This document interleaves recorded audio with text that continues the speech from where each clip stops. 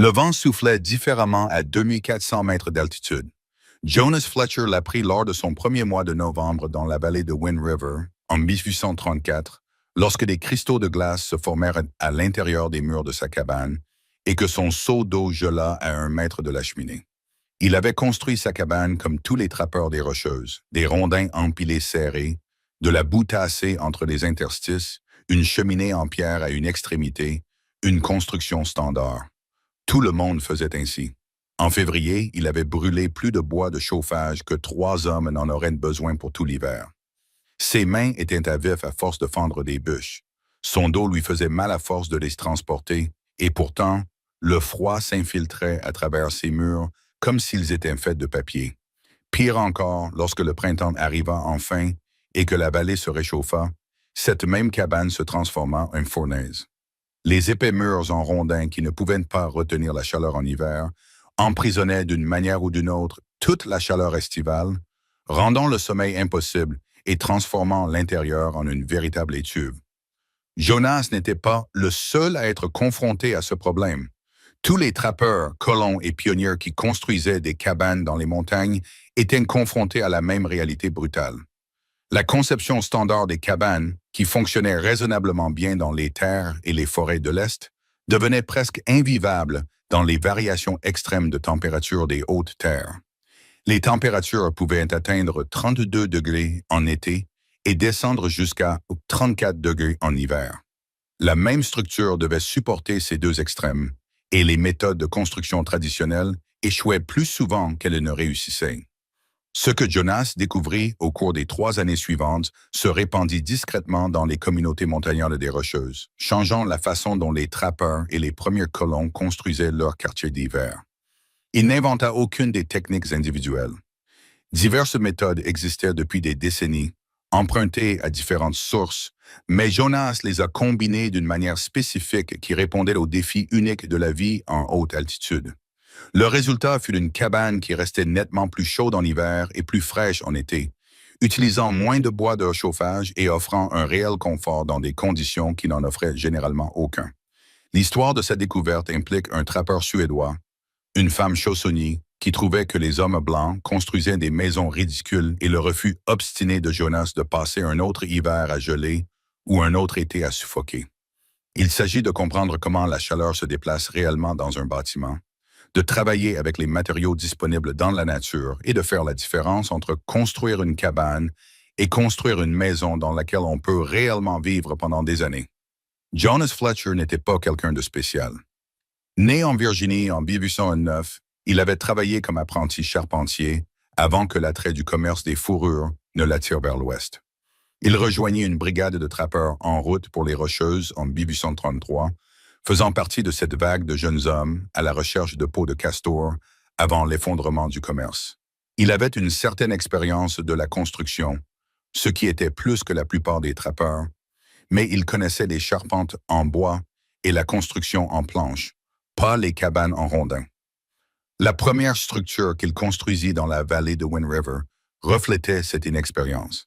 Il avait choisi un bon emplacement exposé au sud pour profiter au maximum du soleil hivernal, avec une source d'eau froide à proximité et du bois suffisamment proche pour pouvoir transporter les rondins sans se casser le dos. Les parois de la vallée offraient une certaine protection contre les vents les plus violents. Tous les critères pratiques étaient remplis. Mais lorsqu'il s'agissait de construire la cabane, Jonas commet toutes les erreurs qu'un novice pouvait commettre. Il coupa ses rondins à la fin de l'été, alors que la sève coulait encore. Il ne les a pas fait sécher correctement. Il les a empilés avec leur écorce, car il trouvait que l'enlever représentait un travail supplémentaire. Il a utilisé tous les matériaux à sa disposition pour calfeutrer les interstices, de l'argile provenant de la rive du ruisseau, de la mousse provenant des zones ombragées, et même de l'herbe pour boucher les plus grands espaces. Il a construit sa cheminée sur le mur nord, car c'était là que le sol était le plus plat. Il a construit l'ensemble en 3 semaines, fier de sa rapidité. Cette cabane lui a appris une leçon difficile. Les rondins non séchés ont rétréci en séchant, créant des espaces entre eux qu'aucun calfeutrage ne pouvait combler de manière permanente.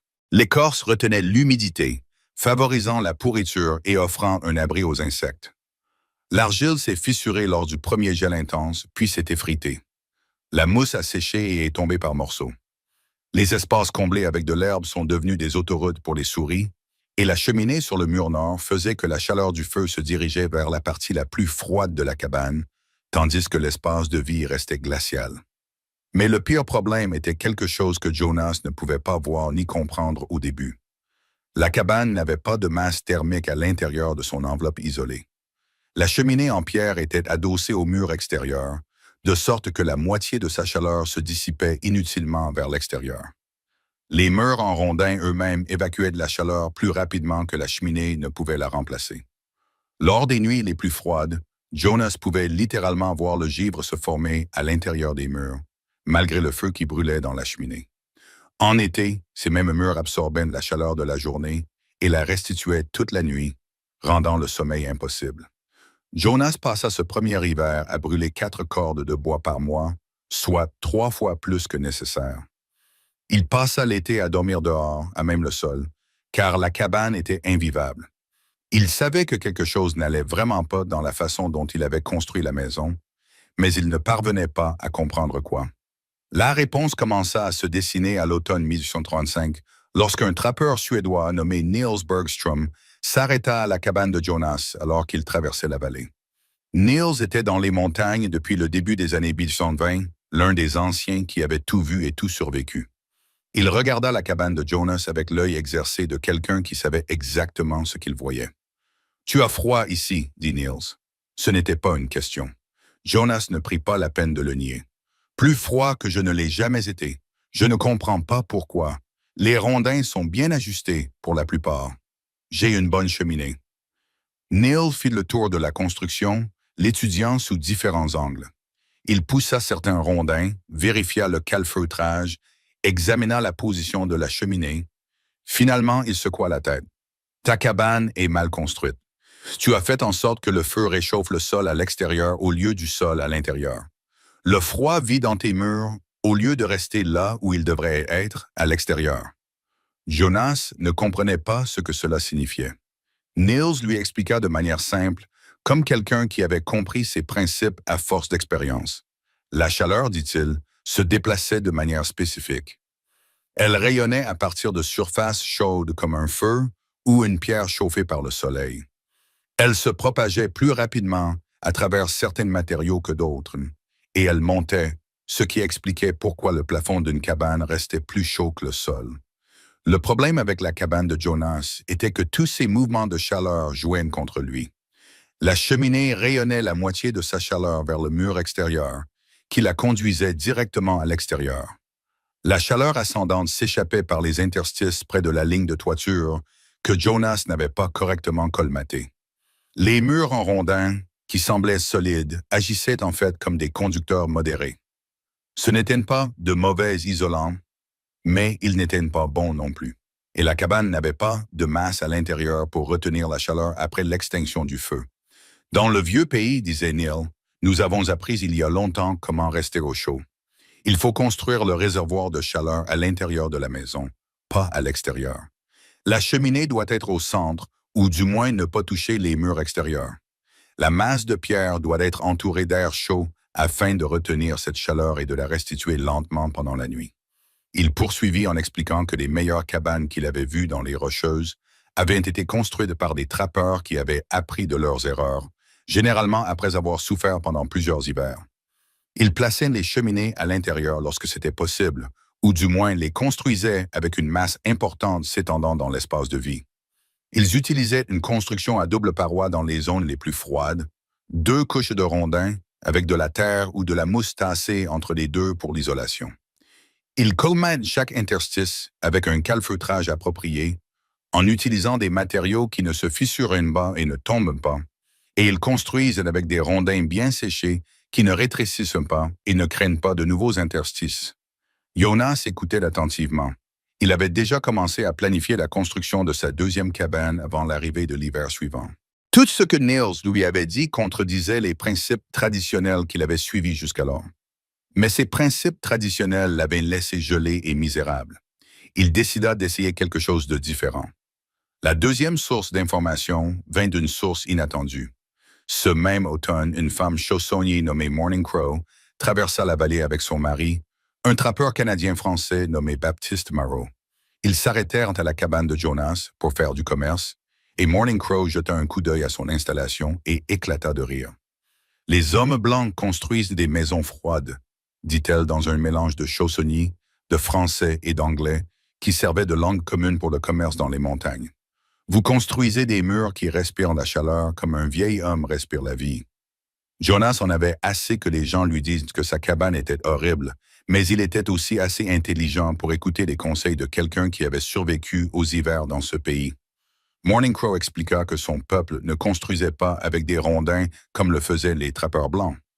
Lorsqu'ils construisaient des structures destinées à durer tout l'hiver, ils utilisaient ce qu'elle appelait deux pots, un mur intérieur et un mur extérieur avec de l'air ou un matériau isolant emprisonné entre les deux. Le principe était simple, l'air lui-même était en fait un isolant raisonnable tant qu'il ne bougeait pas. Piégez l'air entre deux barrières et il ne peut plus évacuer la chaleur. Mais si vous n'aviez qu'un seul mur en rondins, l'air des deux côtés était en contact direct avec le bois, ce qui permettait à la chaleur de se transférer en permanence. En ajoutant une deuxième barrière avec de l'air emprisonné entre les deux, vous réduisiez considérablement ce transfert de chaleur. Morning Crow a décrit comment son peuple utilisait de l'écorce, des peaux ou des nattes tissées pour créer des abris à double couche.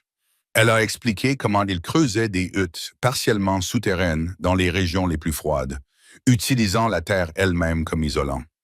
Elle mentionna également un aspect auquel Jonas n'avait pas pensé. Une structure pouvait être conçue pour s'adapter aux saisons, en restant chaude en hiver et fraîche en été, à condition de comprendre le mouvement du soleil et la circulation de l'air. En été, dit-elle, il faut laisser l'air chaud s'échapper. Il faut créer des ouvertures en hauteur, là où l'air chaud s'échappe. Il faut créer de l'ombre du côté ensoleillé. En hiver, il faut fermer les ouvertures en hauteur. Il faut faire en sorte que l'air chaud reste à l'intérieur. Et il fallait conserver la chaleur de la terre sous le plancher, ne pas la laisser s'échapper à l'extérieur. Jonas passa le reste de l'automne et le début de l'hiver à réfléchir à tout ce que Niels et Morning Crow lui avaient dit. Il réfléchit à la manière dont la chaleur se déplaçait, à la manière de piéger l'air, à l'emplacement de la cheminée pour que la chaleur reste à l'intérieur au lieu de s'échapper. Il réfléchit à des murs doubles et aux matériaux appropriés. Et il réfléchit à son expérience en menuiserie qui lui donnait des compétences que la plupart des trappeurs n'avaient pas. En décembre, il avait élaboré un plan pour une nouvelle cabane. Il allait la reconstruire à partir de zéro en utilisant tout ce qu'il avait appris. La construction prendrait la majeure partie de l'été suivant, mais cela en valait la peine pour avoir une structure qui s'adapte au climat montagnard au lieu de le combattre. Jonas commença à couper des bûches à la fin de l'automne 1835, lorsque la sève s'était retirée et que le bois pouvait mieux sécher. Il coupa 2 fois plus de rondins que nécessaire pour une cabane standard, car son projet prévoyait des doubles parois dans les zones critiques. Il laissa les rondins reposer pendant l'hiver, empilés avec des entretoises entre eux pour permettre la circulation de l'air. Au printemps, lorsque la plupart de l'humidité eut quitté le bois, il commença la construction. Le premier changement majeur concernait les fondations et le sol. La cabane d'origine de Jonas reposait directement sur le sol, avec un sol en terre battue. La nouvelle conception intégrait des piliers de fondation en pierre aux angles et au centre, surélevant l'ensemble de la structure d'environ 60 cm au-dessus du sol. Cela créait un vide sanitaire qui servait à plusieurs fins. Il protégeait les rondins du bas de l'humidité du sol et de la pourriture. Il fournissait une couche d'air entre la terre froide et l'espace de vie et permettait à Jonas de stocker des objets qui devaient rester au frais en été, mais à l'abri du gel en hiver. Le sol lui-même était constitué de rondins fendus posés à plat sur d'épaisses poutres de soutien. Cela créait un véritable plancher en bois, beaucoup plus chaud sous les pieds que la terre battue et offrant une meilleure isolation contre le froid. L'espace d'air dans le vide sanitaire, combiné à la masse du plancher en bois, créait un tampon thermique qui maintenait la pièce à vivre nettement plus chaude. Le deuxième changement majeur concernait les murs eux-mêmes. Jonas a construit la structure principale avec de gros rondins soigneusement ajustés. Chacune d'entre elles était écorcée et taillée à plat en haut et en bas, là où elles se rejoignaient. Cela demandait plus de travail que d'utiliser des rondins ronds, mais cela créait des joints beaucoup plus serrés avec moins d'espace entre eux. Mais il ne s'est pas arrêté là. Pour les murs nord et ouest, les côtés exposés au vent dominant de l'hiver, Jonas a construit un deuxième mur à 60 mm à l'intérieur du mur principal. Ce mur intérieur était constitué de rondins plus petits, également taillés à plat. L'espace de 60 cm entre les murs a été comblé avec un mélange de matériaux. De la mousse séchée au fond, puis une épaisse couche de feuilles sèches et de débris forestiers, puis encore de la mousse, puis une dernière couche d'argile mélangée à de l'herbe. L'idée était de créer plusieurs couches d'air emprisonnées et de matériaux isolants. Les murs est et sud n'ont pas bénéficié du traitement double paroi complet car ils étaient exposés au soleil hivernal et à des conditions météorologiques moins rigoureuses. Mais Jonas a construit ses murs avec beaucoup plus de soin que sa première cabane, en utilisant une recette spécifique qu'il avait mise au point. La couche de base était constituée de petits morceaux de bois fendus, calés étroitement dans les interstices. Par-dessus, il a appliqué un mélange d'argile, de sable et de poils de vache. Il a échangé un sac de poils coupés provenant du ranch d'un colon de la vallée. Les poils renforçaient l'argile, empêchant ainsi les fissures. Le sable ajoutait de la structure et l'argile assurait l'étanchéité. Mais Jonas a ajouté un autre élément à sa recette de calfeutrage, de la chaux. Il avait appris d'un autre trappeur qu'en mélangeant une petite quantité de chaux à l'argile, celle-ci résistait mieux à l'eau et aux fissures. La chaux provoquait une légère réaction chimique qui durcissait le mélange et le rendait plus durable. Jonas ne comprenait pas la chimie, mais il comprenait les résultats. Son calfeutrage, avec son support en bois et son mélange d'argile, de sable et de cheveux enrichis en chaux, s'est révélé remarquablement durable malgré les variations de température et les intempéries. Le troisième changement majeur concernait la cheminée et le foyer.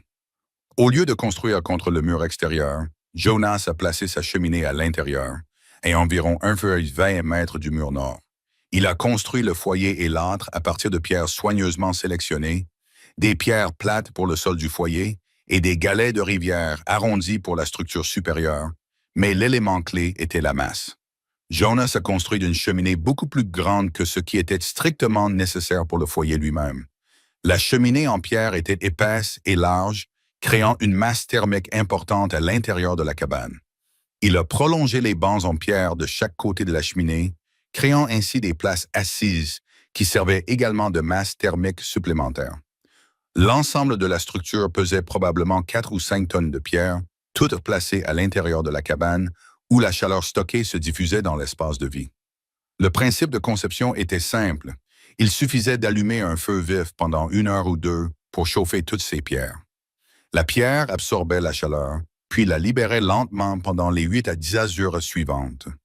Cela signifiait que Jonas pouvait laisser le feu se réduire en braise, voire s'éteindre complètement, et que la cabane resterait chaude grâce à la chaleur rayonnante de la masse de pierre. Il avait en fait construit une batterie de chaleur qu'il rechargeait périodiquement plutôt que de maintenir un feu constant. La cheminée elle-même comportait une autre caractéristique astucieuse. Jonas l'avait construite avec une légère courbure à environ 1,5 m au-dessus du foyer. Cela créait un piège pour la fumée et la chaleur ascendante, les forçant à interagir avec une plus grande surface de pierre avant de sortir. Il en résultait une meilleure extraction de la chaleur de la fumée et moins d'air chaud s'échappant par la cheminée. Un registre en pierre près du sommet que Jonas pouvait fermer partiellement lorsque le feu était faible empêchait davantage la perte de chaleur tout en permettant à la fumée de s'échapper. Le quatrième élément majeur concernait la ventilation et l'adaptation saisonnière. Jonas a construit de petites ouvertures près de la ligne de toiture sur les murs opposés, à l'est et à l'ouest. En hiver, celles-ci restaient fermées à l'aide de bouchons en bois scellés avec de l'argile. En été, il retirait les bouchons, permettant à l'air chaud de s'échapper naturellement de la cabane. Cela créait un flux d'air qui rendait les températures estivales beaucoup plus supportables. Il a également conçu le toit différemment de la construction standard des cabanes. La plupart des cabanes de trappeurs avaient des toits à faible pente qui évacuaient à peine l'eau. Jonas a construit un toit plus incliné qui servait à plusieurs fins. Il évacuait plus efficacement la neige en hiver, empêchant ainsi l'accumulation de charges dangereuses. L'angle plus prononcé créait plus d'espace entre le plafond et la ligne de toiture, ajoutant une couche d'air isolante, et lui permettait d'ajouter une couche de gazon sur les bardeaux de bois fendus, créant ainsi une isolation supplémentaire et une masse thermique. Le toit en gazon était une technique que Jonas avait vu utilisée par les colons dans les plaines, qu'il a adaptée à l'environnement montagneux. Il a posé des bardeaux de cèdre fendus comme couche de base, puis a étalé plusieurs centimètres d'argile dessus pour former une barrière contre l'humidité, avant d'ajouter une épaisse couche de bonne terre maintenue en place par des cadres en bois au niveau des avant-toits. De l'herbe et des fleurs sauvages poussaient dans cette terre, leurs racines la liant ensemble. Le résultat était un toit vivant qui isolait parfaitement, absorbait la chaleur estivale avant qu'elle ne pénètre dans la cabane et conservait la chaleur hivernale à l'intérieur. Le cinquième élément concernait les fenêtres et le mur sud.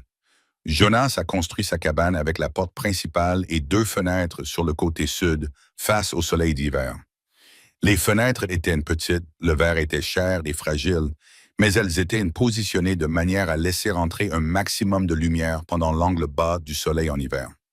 En été, lorsque le soleil était haut dans le ciel, des auvents en bois au-dessus de ces fenêtres fournissaient de l'ombre, empêchant l'intérieur de surchauffer. À l'intérieur, Jonas a placé une dalle de pierre sous chaque fenêtre. Ces dalles, d'environ 3 cm d'épaisseur et s'étendant sur plusieurs mètres à l'intérieur de la pièce, absorbaient la lumière du soleil hivernal pendant la journée. Réchauffées par le soleil, elles emmagasinaient cette chaleur et la restituaient pendant la soirée et la nuit. Ce chauffage solaire passif, combiné à la masse thermique de la cheminée, permettait à Jonas d'utiliser beaucoup moins de bois de chauffage pour maintenir un confort optimal. La construction de la nouvelle cabane a pris à Jonas la majeure partie de l'été 1836. Les autres trappeurs qui traversaient la vallée observaient ses progrès avec intérêt et scepticisme. Construire avec des murs doubles semblait être un travail inutile. L'imposante cheminée intérieure semblait étrange par rapport à l'emplacement standard des cheminées dans les murs d'extrémité. Le toit en pente suscitait des commentaires particuliers. La plupart des trappeurs pensaient qu'il allait fuir ou s'effondrer. Jonas ignora les sceptiques et continua à travailler. Début septembre, il avait suffisamment avancé la construction pour pouvoir emménager, même s'il passa les semaines suivantes à finaliser les détails et à peaufiner les joints. Le premier véritable test eut lieu en octobre, lorsqu'une vague de froid précoce frappa la vallée, faisant chuter les températures nocturnes en dessous de zéro. Jonas alluma sa cheminée dans l'après-midi, faisant un feu vif qui brûla pendant environ 2 heures. La masse de pierre se réchauffa, diffusant de la chaleur dans toute la cabane.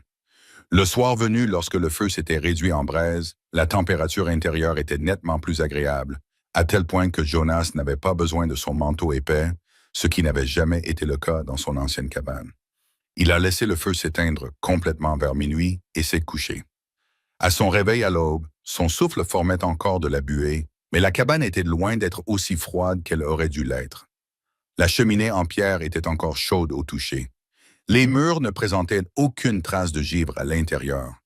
La température avait certes baissé, mais beaucoup plus progressivement que dans son ancienne maison. Jonas a rallumé le feu et en moins de 30 minutes, la cabane était à nouveau chaude. Le véritable test eut lieu en janvier, lorsque le froid intense s'installa.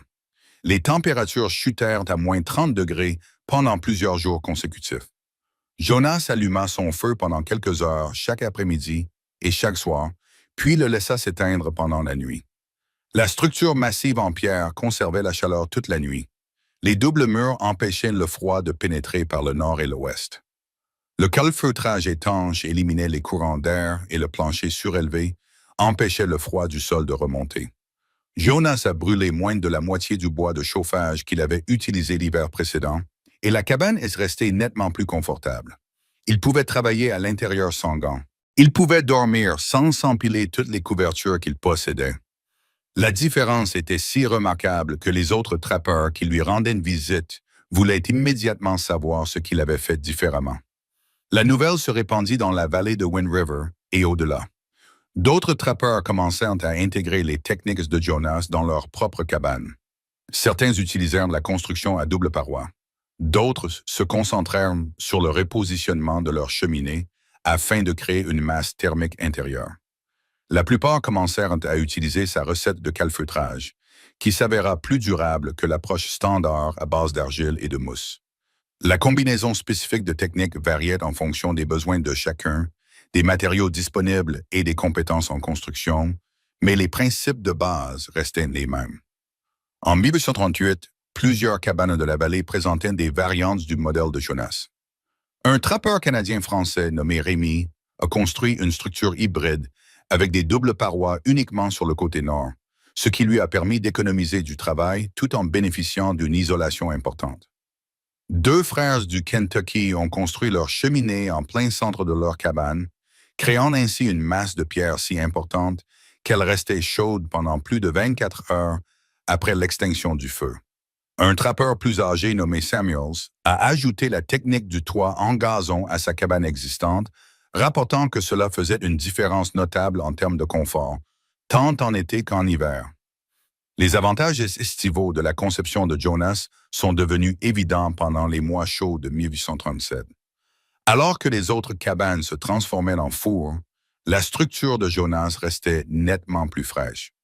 Le toit en forme de scie absorbait la chaleur avant qu'elle ne puisse pénétrer. Les murs épais, avec leurs couches d'air emprisonnées, empêchaient la chaleur de se propager vers l'intérieur. Les ouvertures de ventilation élevées permettaient à l'air chaud de s'échapper, et la cheminée en pierre, qui n'était plus utilisée pour le chauffage, contribuait en fait à rafraîchir l'espace. La pierre massive restait fraîche pendant les mois d'hiver et absorbait lentement la chaleur estivale, empêchant ainsi les pics de température. Jonas découvrit qu'il pouvait améliorer le rafraîchissement estival en ouvrant sa porte tôt le matin, lorsque l'air extérieur était le plus frais, laissant cet air frais entrer et remplacer l'air intérieur plus chaud. En milieu de matinée, il fermait tout, emprisonnant l'air frais à l'intérieur. La masse thermique des murs et de la cheminée maintenait alors l'intérieur à une température agréable pendant les chaudes après-midi. Le soir, il répétait le processus, purgeant la chaleur accumulée et laissant entrer l'air frais de la nuit. Le contrôle passif du climat fonctionnait remarquablement bien pour une conception créée sans connaissance technique formelle. Jonas avait simplement observé comment la chaleur se déplaçait, appris des personnes qui avaient résolu des problèmes similaires de différentes manières et combiné ces leçons dans une conception fonctionnelle. Le résultat était une cabane qui maintenait des températures intérieures relativement stables malgré les variations extrêmes à l'extérieur. D'autres innovations se sont répandues dans les communautés montagnardes pendant cette période, mais Jonas ne s'en est pas attribué le mérite. Certains trappeurs ont commencé à construire avec des rondins placés verticalement plutôt qu'horizontalement, créant ainsi moins de joints horizontaux où l'eau pouvait s'accumuler. D'autres ont expérimenté différentes conceptions de toit, créant des pentes plus raides ou ajoutant des combles ventilés. Quelques-uns ont construit des abris attenant au nord de leur cabane, créant ainsi des paravents supplémentaires. La cave souterraine est devenue une autre caractéristique courante, bien que Jonas n'en ait pas intégré une dans sa conception originale. Creusées à flanc de collines derrière ou à côté d'une cabane, ces caves maintenaient des températures remarquablement stables, fraîches toute l'année en été pour le stockage des aliments, relativement chaudes en hiver par rapport à l'extérieur. Certains trappeurs creusaient même des caves directement sous leur cabane, accessibles par un trap d'eau, créant ainsi une isolation supplémentaire entre l'espace de vie et le sol gelé. Au début des années 1840, alors que le commerce du castor s'effondrait et que de nombreux trappeurs quittaient les montagnes, les connaissances en matière de construction de cabanes adaptées au climat s'étaient répandues dans toutes les communautés des Rocheuses. Les colons arrivant dans la région trouvaient souvent des cabanes de trappeurs déjà dotées de ces caractéristiques et adoptaient ces techniques pour leur propre construction. Les méthodes spécifiques ont continué à évoluer. Meilleures recettes de calfeutrage, conception améliorée des cheminées, systèmes de ventilation plus sophistiqués, mais les principes de base sont restés les mêmes. Jonas Fletcher est resté dans la vallée de Wind River jusqu'en 1843. Le commerce des fourrures était en déclin, mais il était tombé amoureux des montagnes et de la vallée, où il avait appris à ses dépens à construire des cabanes. Il a finalement épousé une femme chaussonnier, la cousine de Morning Crow, et ils ont élevé 3 enfants dans cette cabane soigneusement construite. Il gagnait sa vie en guidant les colons à travers les cols de montagne grâce aux connaissances acquises pendant ses années de trappeur. La cabane elle-même a tenu debout pendant plus de 40 ans. Elle a survécu à d'innombrables tempêtes hivernales, à des vagues de chaleur estivale et à l'usure quotidienne. Lorsque Jonas l'a finalement abandonné dans les années 1960 pour se rapprocher de l'un de ses enfants adultes, la structure était toujours solide, les rondins intacts, le calfeutrage en bon état, la cheminée en pierre aussi solide que le jour où il l'avait construite. D'autres colons l'ont utilisé pendant des années, reconnaissant la qualité de sa construction. Les techniques développées et partagées par Jonas n'étaient pas révolutionnaires dans le sens où elles étaient entièrement nouvelles. Construction à double paroi, masse thermique intérieure, calfeutrage approprié, ventilation passive. Toutes ces méthodes existaient sous différentes formes dans diverses traditions de construction. Jonas les a combinées spécifiquement pour les conditions extrêmes de la vie en haute altitude, en adaptant les connaissances issues de la construction en rondins scandinaves, des méthodes de construction indigènes et de la menuiserie pratique. La véritable innovation a été de reconnaître qu'une cabane ne devait pas nécessairement être une simple boîte en rondins. Elle pouvait être conçue pour fonctionner avec les flux de chaleur naturels, pour stocker et libérer la chaleur de manière stratégique, pour s'adapter aux changements saisonniers. Cela nécessitait de comprendre certains principes de base du transfert de chaleur par rayonnement, conduction et convection. Même si Jonas n'a jamais connu ces termes techniques, il les a compris grâce à l'observation et à l'expérience, en apprenant de ses propres erreurs et de celles de personnes qui avaient résolu des problèmes similaires dans d'autres contextes. L'ingénierie thermique moderne finirait par expliquer pourquoi la conception de Jonas fonctionnait si bien. Les doubles murs créaient une isolation grâce à l'air emprisonné et aux multiples couches de matériaux. La masse thermique intérieure agissait comme une batterie thermique, stockant l'énergie lorsqu'elle était abondante et la libérant lorsque cela était nécessaire. Le toit en gazon assurait à la fois l'isolation et la masse thermique, modérant les variations de température. Le plancher surélevé empêchait la perte de chaleur par couplage avec le sol. Le système de ventilation permettait une adaptation saisonnière. Chaque élément avait une fonction thermique spécifique, que Jonas en comprenne ou non les principes physiques. L'impact de ces techniques de construction allait au-delà du confort individuel. Des cabanes mieux isolées nécessitaient moins de bois de chauffage, ce qui réduisait le temps consacré à la coupe et au transport des bûches, une tâche dangereuse et épuisante. Les trappeurs et les colons avaient ainsi plus de temps pour s'occuper du bétail, améliorer leurs terres ou simplement se reposer.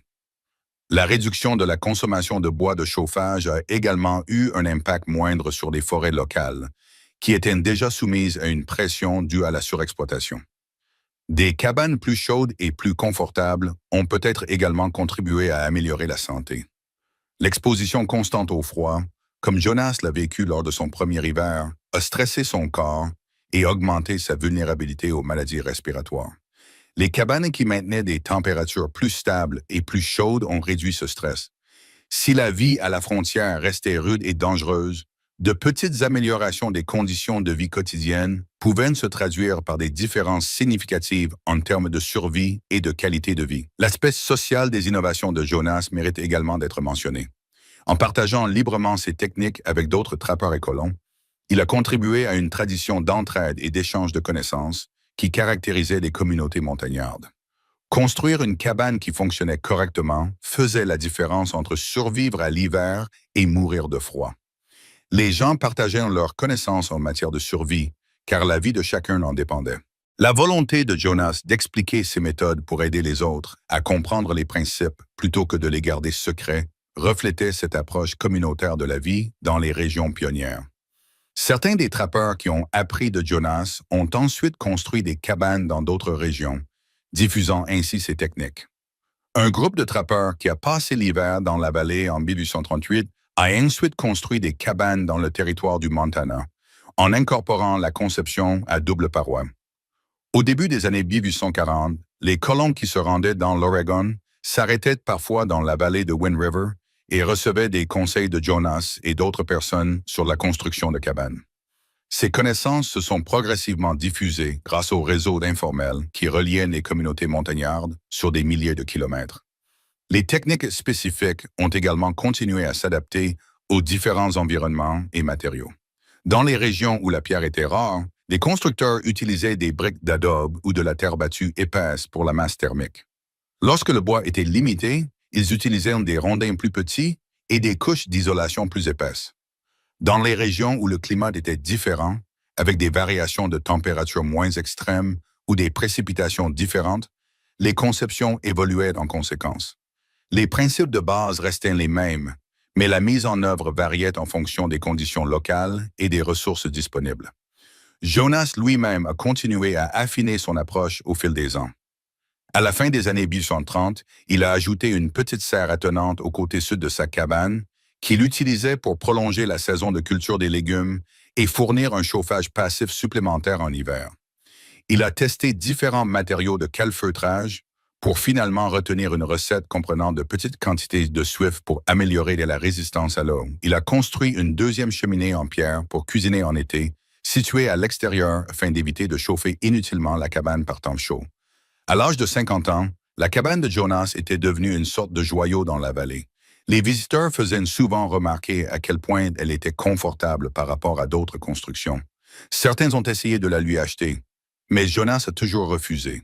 Il avait consacré trop d'efforts à cet endroit et en avait tiré trop d'enseignements pour s'en séparer. La cabane représentait non seulement un abri, mais aussi un concentré de connaissances et d'expériences.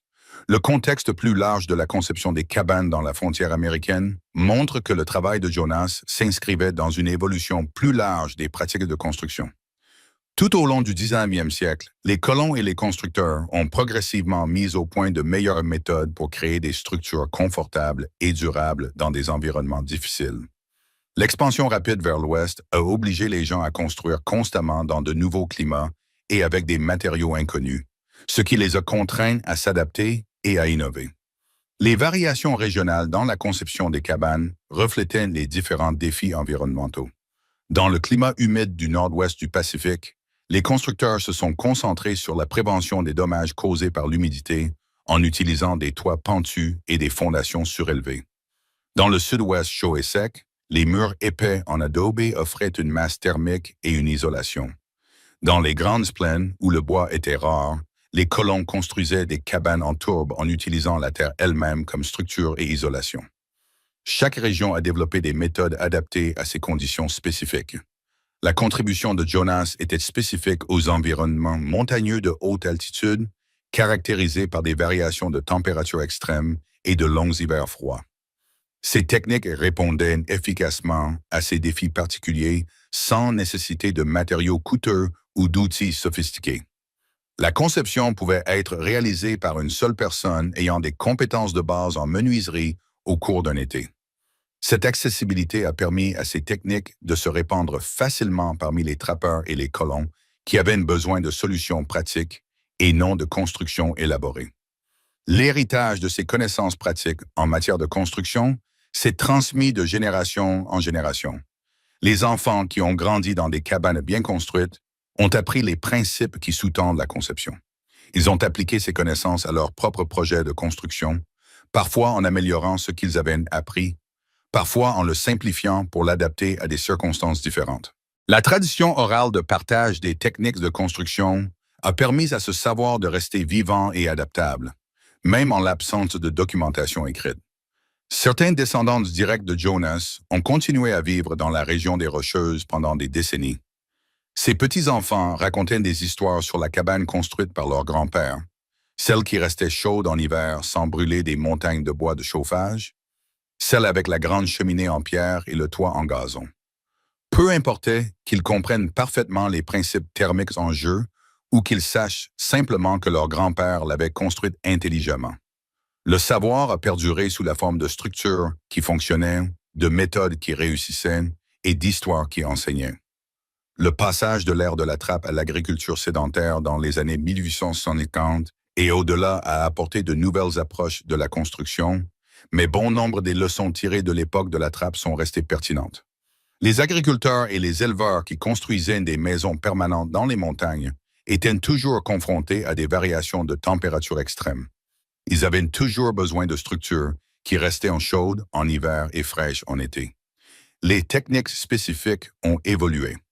Les scieries ont rendu disponible du bois de construction dimensionnel. Les matériaux manufacturés ont offert de nouvelles options. De meilleurs outils ont permis une construction plus sophistiquée. Mais les principes fondamentaux consistant à travailler avec le climat, plutôt que de le combattre, sont restés applicables. Les visiteurs modernes des sites historiques voient parfois des cabanes de trappeurs et des habitations de montagnards reconstruites. Ces structures ne parviennent souvent pas à rendre compte de la sophistication des exemples mieux construits. Une simple cabane en rondin, avec une cheminée à une extrémité, donne une impression d'authenticité, mais elle ne représente pas les conceptions évoluées que les montagnards ont réellement construites après avoir appris par expérience ce qui fonctionnait et ce qui ne fonctionnait pas. La différence entre la cabane d'un trappeur débutant et la structure qu'il avait construite après 5 hivers passés dans les montagnes était spectaculaire. La cabane de Jonas Fletcher, cette structure soigneusement construite dans la vallée de Wind River, est finie par tomber en ruine après avoir été abandonnée dans les années 1860. Les intempéries et le temps ont fait des ravages.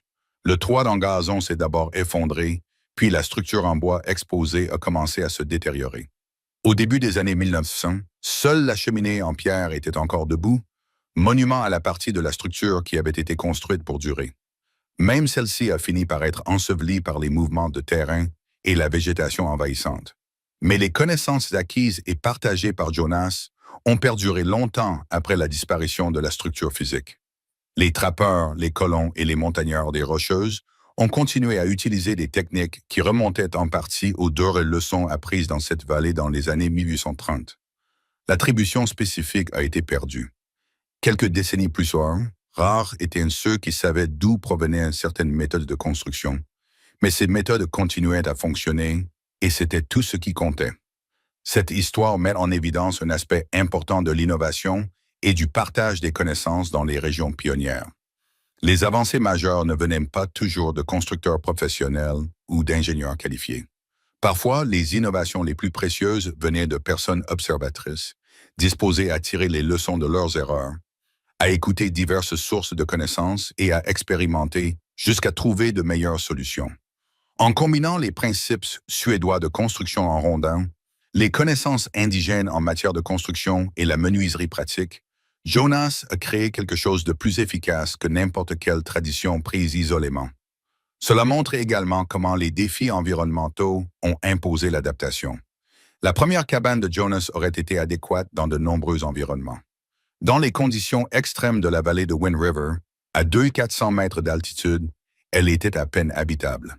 Les circonstances particulières exigeaient de meilleures solutions, poussant Jonas à faire preuve de créativité et à combiner différentes approches.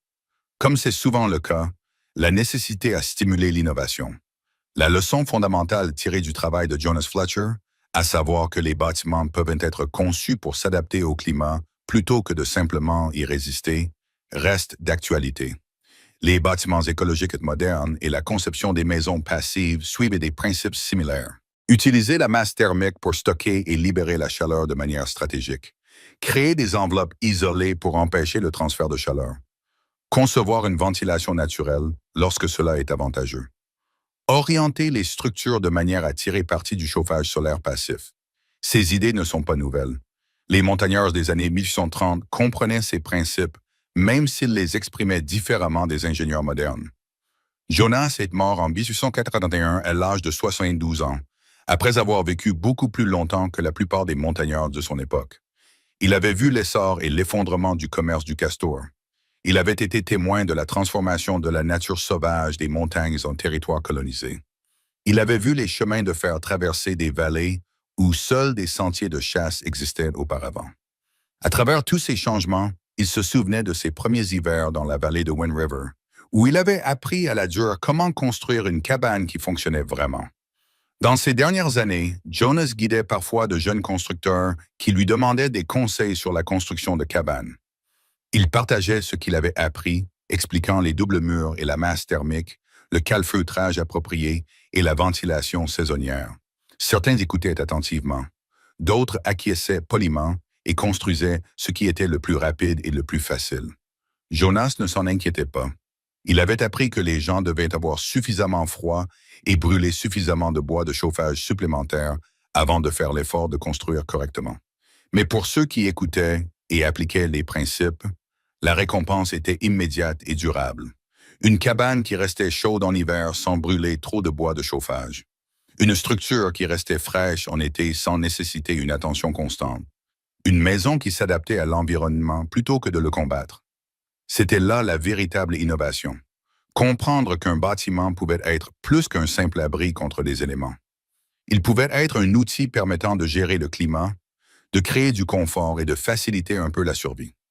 Les techniques développées et partagées par Jonas Fletcher représentaient une sagesse accumulée à partir de multiples sources, adaptées à des conditions spécifiques par essai et erreur.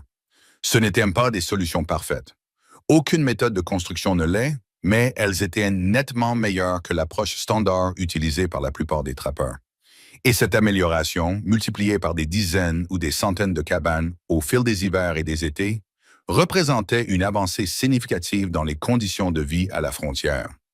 La réalité mathématique de cette amélioration était simple, même si Jonas ne l'avait jamais calculée avec précision. Sa première cabane, qui brûlait 4 cordes de bois par mois pendant l'hiver, nécessitait environ 24 cordes pour une saison de chauffage de 6 mois, à raison d'une corde par jour de travail acharné pour couper et transporter le bois, ce qui représentait 24 jours de travail dangereux et épuisant. Sa cabane améliorée, qui consommait environ 1,5 cordes par mois, ne nécessitait qu'environ 9 cordes pour la même période, soit 9 jours de travail au lieu de 24. Ces 15 jours supplémentaires pouvaient être consacrés à la chasse, au piégeage, à l'amélioration de la propriété ou simplement au repos. Le rendement énergétique signifiait également moins de déforestation autour de la cabane. Les zones où les trappeurs et les colons se regroupaient montraient souvent un impact important sur les forêts locales, car tout le monde coupait du bois de chauffage. Les cabanes qui utilisaient moins de bois réduisaient légèrement cette pression. Au fil du temps, sur plusieurs cabanes, l'impact cumulé était notable. Les forêts proches des colonies duraient plus longtemps. Les gens n'avaient pas à se déplacer aussi loin pour trouver du bois adéquat. La relation entre l'efficacité des constructions et l'impact environnemental, bien qu'elle ne fût pas discutée en ces termes à l'époque, était réelle. Les autres trappeurs et montagnards qui visitaient la cabane de Jonas voulaient souvent connaître les spécifications exactes. Quelle devait être l'épaisseur de la double paroi? Quelle devait être la masse thermique de la cheminée? Quelles devaient être les proportions du mélange de calfeutrage? Jonas donnait toujours des réponses approximatives, car il avait appris que les spécifications exactes importaient moins que la compréhension des principes. Une double paroi pouvait mesurer 45 cm ou 75 cm, selon les matériaux disponibles et le temps dont on disposait. La masse de la cheminée devait être importante, mais pouvait varier en fonction de la taille de la cabane et de la qualité des pierres disponibles. La recette du calfeutrage pouvait être adaptée en fonction des matériaux réellement disponibles. Cette flexibilité était essentielle pour diffuser ces techniques. Si Jonas avait insisté sur des spécifications exactes nécessitant des matériaux ou des mesures spécifiques, moins de personnes auraient pu adopter ces méthodes. En enseignant la logique sous-jacente, piéger l'air pour l'isolation, stocker la chaleur dans la masse, colmater les interstices pour empêcher les courants d'air, il a permis à d'autres d'adapter les techniques à leur propre situation. Un trappeur dans une autre vallée, avec des matériaux différents, pouvait toujours appliquer les mêmes principes avec succès. Le calendrier de construction était une autre considération pratique.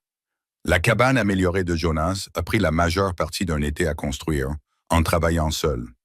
C'était un investissement en temps considérable, en particulier pour les trappeurs qui devaient être dehors pour s'occuper de leurs pièges. Certains trappeurs ne pouvaient pas consacrer autant de temps en une seule saison. Ils construisaient leur cabane par étapes. La structure de base le premier été, les améliorations la deuxième année, les perfectionnements la troisième. Cette approche progressive impliquait de vivre dans une cabane loin d'être idéale au départ, mais elle était plus pratique que d'essayer de tout construire parfaitement dès le début.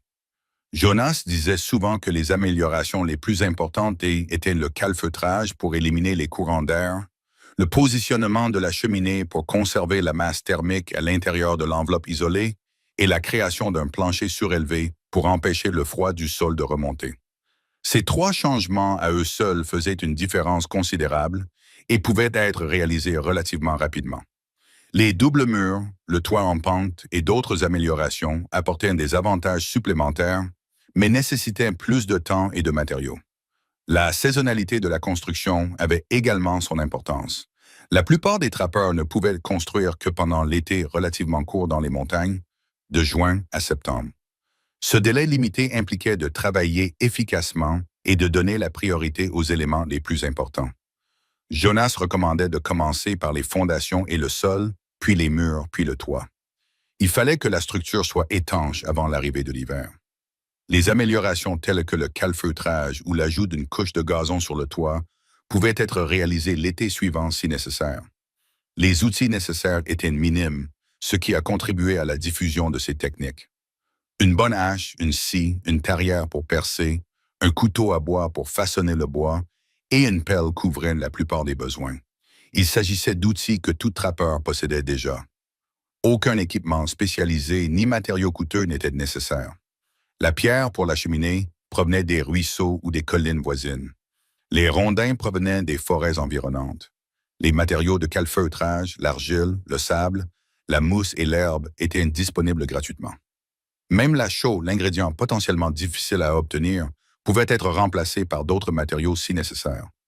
Le partage des connaissances se faisait de manière informelle au sein de la communauté des trappeurs. Les rassemblements annuels où les trappeurs se réunissaient pour échanger des fourrures et se réapprovisionner devenaient des lieux d'échange de techniques de construction, d'histoire et d'actualité. Un trappeur qui avait construit une cabane améliorée décrivait ce qu'il avait fait. Les autres posaient des questions, discutaient des modifications, débattaient des mérites des différentes approches. L'information se diffusait grâce à ce réseau oral, s'adaptant et évoluant au fur et à mesure qu'elle passait d'une personne à l'autre et d'une région à l'autre.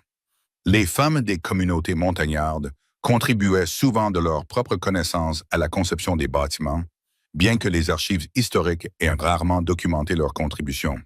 Les femmes amérindiennes comme Morning Crow comprenaient les principes de la gestion thermique grâce à leur propre tradition de construction. Les femmes des colons apportèrent leurs connaissances issues de leurs origines orientales ou européennes. Les épouses des trappeurs et des colons avaient souvent des idées pratiques sur ce qui rendait une cabane réellement habitable. L'agencement de la cuisine, les besoins en matière de stockage, les exigences en matière d'éclairage, la ventilation. Ces considérations influençaient les décisions de conception, même si elles n'étaient pas discutées aussi explicitement que les aspects techniques de l'isolation et du chauffage. Les enfants qui grandissaient dans ces cabanes améliorées vivaient une enfance différente de celle des enfants vivant dans des structures mal construites. Ils avaient suffisamment chaud pour dormir confortablement, disposaient d'espace à l'intérieur pour travailler sur des projets pendant les mois d'hiver et vivaient dans une structure qui ne nécessitait pas d'entretien constant. Ces petites améliorations des conditions de vie quotidiennes avaient des effets cumulatifs sur la santé, l'éducation et le bien-être général. Les enfants pouvaient s'exercer à la lecture ou au calcul à l'intérieur pendant l'hiver, au lieu de se blottir sous des couvertures pour essayer de rester au chaud. Cette opportunité éducative, apparemment mineure, représentait une réelle différence dans leur vie future. Au milieu des années 1840, alors que la piste de l'Oregon amenait un nombre croissant de colons à travers les régions montagneuses, certains immigrants s'arrêtaient pour apprendre des trappeurs et des montagnards qui vivaient là depuis des années. Les techniques de construction développées pour les cabanes de trappeurs ont influencé la construction des premières maisons des colons le long de la piste et dans la région de l'Oregon. Ces connaissances se sont propagées vers l'ouest avec les convois de chariots transportés par des personnes qui avaient passé 1 ou 2 hivers dans les montagnes et appris ce qui fonctionnait. Le passage des cabanes de trappeurs individuels aux fermes familiales a entraîné de nouvelles considérations. Les structures plus grandes nécessitaient des approches différentes en matière de chauffage et d'isolation. La multiplicité des pièces exigeait de réfléchir à la façon dont la chaleur se déplaçait à l'intérieur des espaces. Les familles qui s'agrandissaient avaient besoin de plus d'espace, mais étaient confrontées aux mêmes contraintes en matière de bois de chauffage et de matériaux de construction. Les principes de base élaborés par Jonas s'appliquaient toujours, mais ils ont été adaptés à l'échelle et aux nouvelles circonstances. Certains colons ont construit ce qui équivalait à des versions agrandies des cabanes de trappeurs. La même construction à double paroi et la même masse thermique intérieure, mais avec une superficie plus grande et plusieurs pièces. D'autres ont construit des structures plus conventionnelles, mais ont incorporé des éléments spécifiques tels que des joints améliorés ou des planchers surélevés. Ces techniques ont été intégrées au vocabulaire plus large de la construction frontalière, mélangées à des connaissances provenant d'autres sources et traditions. Les aspects économiques d'une meilleure conception des cabanes sont rarement abordés, mais ils étaient importants. Une cabane qui utilisait 2 fois moins de bois de chauffage représentait une réelle économie en termes de main-d'œuvre. Une structure qui durait plus longtemps sans réparation majeure signifiait moins de temps et de matériaux consacrés à l'entretien. Un espace de vie plus chaud et plus sain pouvait réduire les frais médicaux et les absences au travail pour cause de maladie. Si les pionniers calculaient rarement ces coûts avec précision, ils comprenaient intuitivement qu'une cabane bien construite était un investissement rentable sur plusieurs années.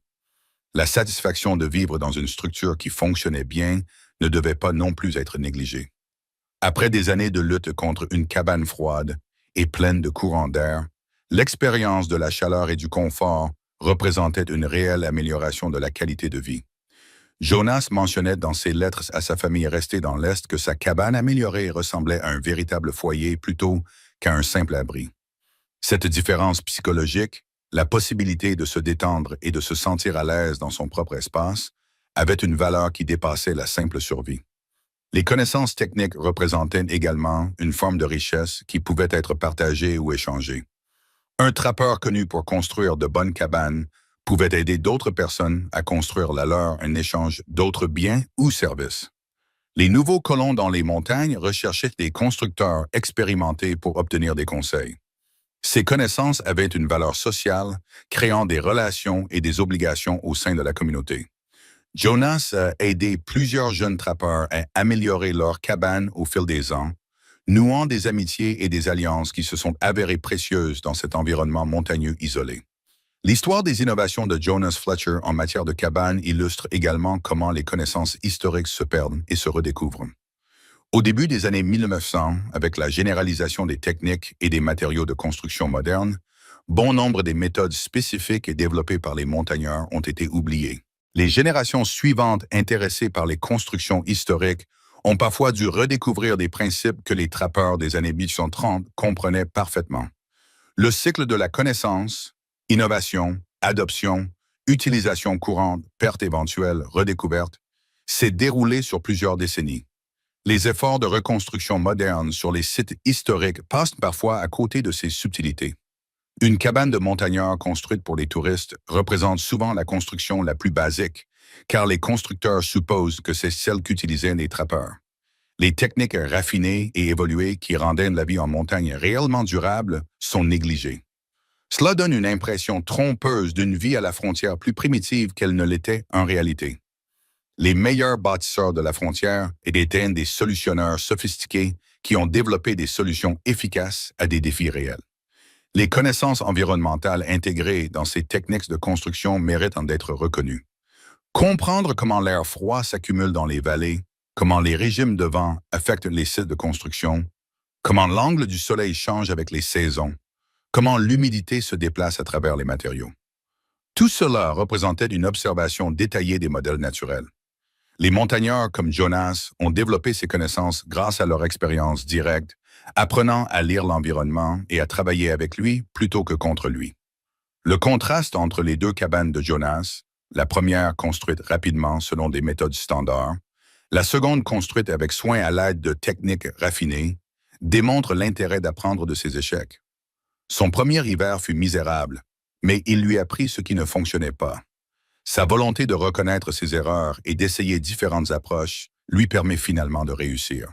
Ce schéma se répéta à travers la frontière, les gens apprenant par expérience quelles méthodes de construction fonctionnaient dans leur environnement spécifique. L'héritage de ces innovations en matière de construction s'est prolongé jusqu'au 20e siècle à travers ce que l'on appelle parfois l'architecture vernaculaire, c'est-à-dire des bâtiments conçus et construits par leurs utilisateurs plutôt que par des architectes professionnels. Les éleveurs et les fermiers des montagnes de l'Ouest ont continué à utiliser la construction à double paroi, la masse thermique intérieure et d'autres techniques développées à l'époque du piégeage. Ce savoir-faire a perduré en tant que tradition pratique, même après que ses origines aient été oubliées. La contribution de Jonas Fletcher a finalement consisté à partager ses connaissances plutôt qu'à garder des secrets.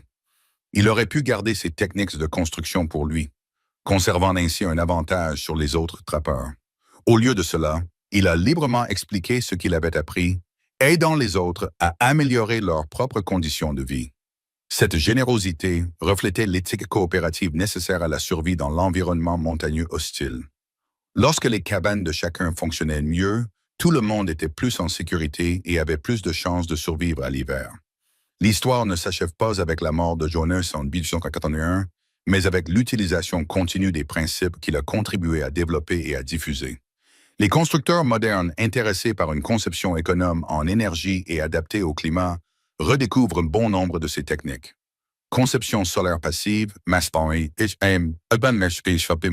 thermique, stratégie d'isolation, ventilation naturelle. Ces principes contemporains de construction écologique auraient été parfaitement compréhensibles pour Jonas Fletcher.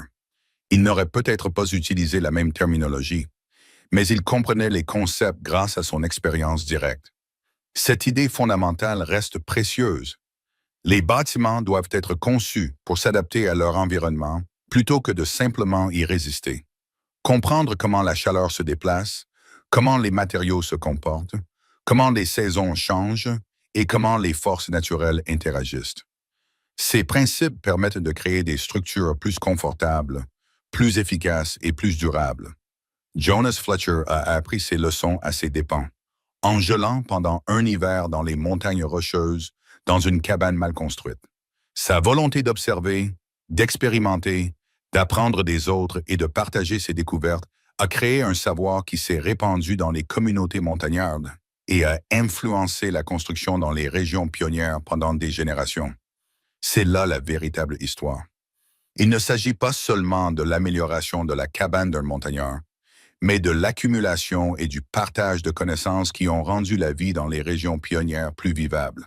Jonas Fletcher a été l'un des nombreux contributeurs à la recherche de solutions aux problèmes rencontrés par tous ceux qui tentaient de construire des maisons dans les conditions extrêmes des hauts de montagne. Ces techniques spécifiques importaient moins que son approche. Observez attentivement, apprenez de vos erreurs, combinez les connaissances provenant de différentes sources, comprenez les principes sous-jacents plutôt que de simplement suivre des procédures et partagez ce que vous apprenez afin que d'autres puissent en bénéficier.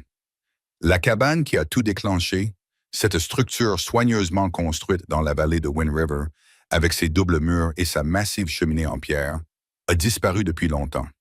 Mais les connaissances qu'elle représentait, la compréhension de la manière de construire des structures qui restent chaudes en hiver et fraîches en été sans consommer trop de combustible, ont survécu. Elles se sont transmises au sein de la communauté des trappeurs, ont influencé les constructions des colons, ont persisté dans les traditions architecturales vernaculaires et ont finalement renoué avec les principes formels de l'architecture et de l'ingénierie. Jonas Fletcher serait probablement surpris d'apprendre que ces techniques de construction seraient encore rappelées et discutées près de 2 siècles plus tard. Il essayait simplement de rester au chaud, de rendre sa vie un peu plus confortable dans un environnement hostile. Mais en résolvant ce problème personnel, il a contribué à un ensemble de connaissances qui a aidé d'innombrables autres personnes confrontées à des défis similaires. C'est la nature même de l'innovation pratique chez les pionniers. Résoudre les problèmes immédiats, partager les solutions et développer collectivement des connaissances qui rendent la survie non seulement possible, mais aussi durable.